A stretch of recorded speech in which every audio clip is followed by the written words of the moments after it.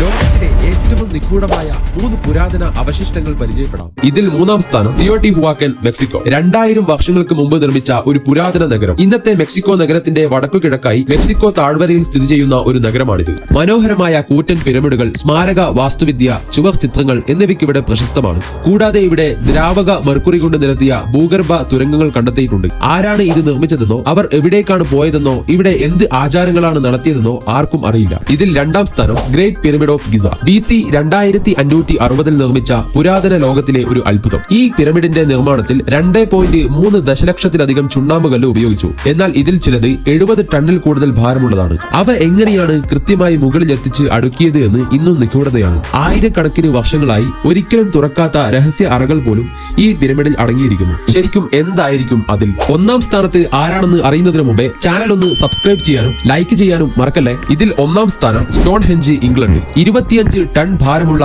ഈ ഭീമൻ കല്ലുകൾ 150 മൈൽ അകലെ നിന്ന് ആധുനിക ഉപകരണങ്ങളോ ചക്രങ്ങളോ ഇല്ലാതെ കൊണ്ടുവന്നതാണ്. 5000 വർഷങ്ങൾക്ക് മുമ്പ് നിർമ്മിച്ച ഇത് വേനൽക്കാല അറുതി സമയത്ത് സൂര്യോദയവുമായി തികച്ചും യോജിക്കുന്നു. എന്നാൽ ഇത് എങ്ങനെ അല്ലെങ്കിൽ എന്തുകൊണ്ട് നിർമ്മിച്ചുവെന്ന് ആർക്കും അറിയില്ല. ഒരു ലിഖിത രേഖയുമില്ല. ചിലർ ഇതൊരു ക്ഷേത്രമാണെന്ന് വിശ്വസിക്കുന്നു, അല്ലെങ്കിൽ മറ്റെന്തോ അപരിചിതമായ ഒന്ന്. നിങ്ങൾക്ക് എന്താണ് ഇതിൽ തോന്നുന്നത്? കമന്റ് ചെയ്യൂ.